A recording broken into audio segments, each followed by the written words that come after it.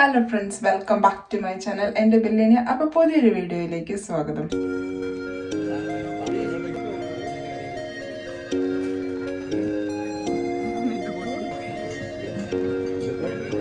നമ്മൾ ഇന്ന് ബ്രിസ്റ്റളിലുള്ളൊരു മലയാളി ഷോപ്പിൽ ഫുഡ് കഴിക്കാൻ പോകാനായിട്ട് റെഡി ആയിട്ട് നിൽക്കാം കേട്ടോ. സ്വിൻഡൻ്റെ അടുത്ത് തന്നെയായിട്ടുള്ളൊരു സിറ്റിയാണ് ബ്രിസ്റ്റൾ. നമുക്ക് ഇവിടെ നിന്ന് അരമണിക്കൂറോളം ഡ്രൈവ് ചെയ്യാനായിട്ട് ഉള്ളൂ എന്ന് എൻ്റെ ഒരു ഓർമ്മ. അപ്പോൾ നമ്മളിന്ന് എന്തായാലും ഫുഡ് കഴിക്കാൻ പോകാനായിട്ട് റെഡി ആയിട്ട് നിൽക്കാം കേട്ടോ.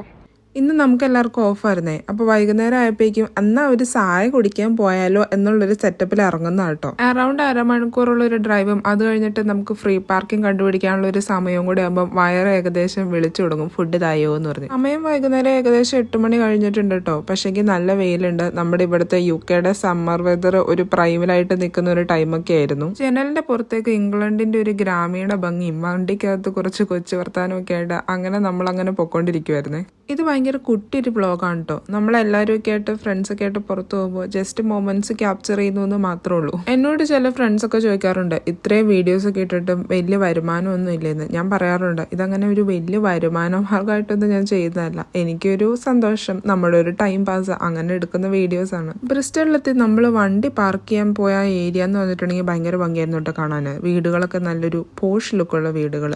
നമ്മൾ സൺസെറ്റിന്റെ ഒരു ഗോൾഡൻ അവറിലാണ് അകത്തേക്ക് കയറാൻ പോയത്.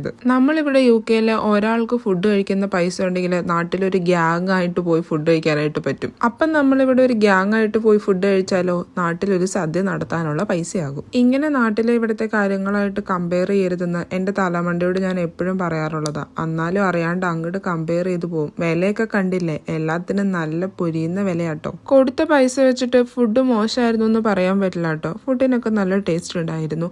കുറച്ച് കുറവായിട്ട് തോന്നിയത് കപ്പ ബിരിയാണി മാത്രം ഉള്ളായിരുന്നു. കപ്പ ബിരിയാണിയുടെ എമൗണ്ട് ലേശം കുറഞ്ഞു പോയോ എന്നൊരു സംശയം. ബാക്കി കറികളും എല്ലാം തന്നെ നന്നായിരുന്നു. നമ്മൾ പലരും പല ഐറ്റംസ് ആയിട്ട് ഓർഡർ ചെയ്തത്. അതാവുമ്പോൾ എല്ലാവർക്കും അങ്ങോട്ടും ഇങ്ങോട്ടും കഴിച്ച് ടേസ്റ്റ് ചെയ്യാലോ എന്ന് വിചാരിച്ച് ഒരു ചെട്ടിനാട് ചിക്കൻ കറിയും പൊറോട്ടയും കൂടെ ഉള്ളൊരു കോമ്പിനേഷൻ അടിപൊളിയായിരുന്നേ. പിന്നെ നമ്മൾ ഡ്രിങ്ക്സ് എല്ലാവരും ഒന്നും ഓർഡർ ചെയ്തില്ലായിരുന്നു. മാംഗോ ഷേക്കോ അങ്ങനെ എന്തോ ഒരു സാധനം എല്ലാവരും മാറി മാറി കുടിക്കുന്ന ഓർമ്മയുണ്ട്. പിന്നെ പച്ചവെള്ളം തന്നായിരുന്നു കേട്ടോ. ഷേക്കിനും ജ്യൂസസിനൊക്കെ വല്ലാത്ത എക്സ്പെൻസീവ് ആണ്. അത് നമുക്ക് വീട്ടിൽ ചെന്നിട്ട് ഒരു കട്ടൻ ചായ ഇട്ട് കുടിക്കാന്നുള്ളൊരു കൺക്ലൂഷനിൽ നമ്മൾ അങ്ങോട്ട് എത്തിയിരുന്നു.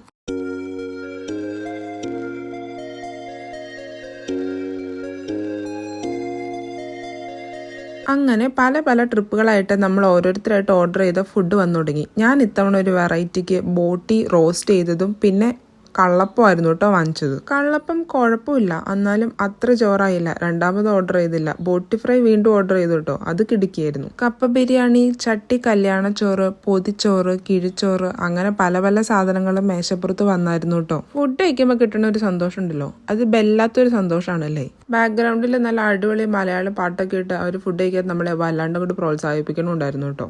ഒരുപാട് അങ്ങോട്ട് പുറത്തുനിന്ന് ഫുഡ് കഴിക്കാനായിട്ട് പ്രിഫർ ചെയ്യാത്ത ഒരാളാണ് ഞാൻ. കാരണം നമുക്ക് ഈ സാധനങ്ങളൊക്കെ ഉണ്ടാക്കി വീട്ടിലുണ്ടാക്കി കഴിക്കാലോ എന്ന് ഞാൻ വിചാരിക്കും. നമ്മുടെ മലയാളത്തിൽ പറഞ്ഞിട്ടുണ്ടെങ്കിൽ ചെറിയൊരു പിശുക്കിയാന്ന് പറയാം. പക്ഷേ ഇപ്പം ഞാൻ അങ്ങനെ അങ്ങോട്ട് പിശുക്കാറില്ല കേട്ടോ. ഫുഡൊക്കെ കഴിച്ചില്ലെങ്കിൽ പിന്നെ എന്തൊരു ജീവിതം. അങ്ങനെ മേശപ്പുറത്തിരുന്ന് ഓരോരോ പാത്രങ്ങളായിട്ട് കാലിയായി തുടങ്ങി കേട്ടോ. നമുക്ക് ഈ ഒരു സ്ഥാപനത്തോട് വിട പറയാനുള്ള സമയം ഏകദേശം ആയി കഴിഞ്ഞിരിക്കുന്നു. പുറത്തിറങ്ങിയപ്പോഴേക്കും അത്യാവശ്യം നല്ല രാത്രിയായിരുന്നു കേട്ടോ. നമ്മൾ ഈ റെസ്റ്റോറൻറ്റുകളിൽ എവിടെയെങ്കിലും കയറിയിട്ട് ഫുഡ് ഓർഡർ ചെയ്തിട്ട് ഫുഡിന് വേണ്ടിയുള്ള വെയിറ്റിംഗ് ആണല്ലോ. അതാണ് ഈ ലോകത്തിലെ ഏറ്റവും വലിയ വെയിറ്റിംഗ് എന്ന് എനിക്ക് തോന്നാറുണ്ട്.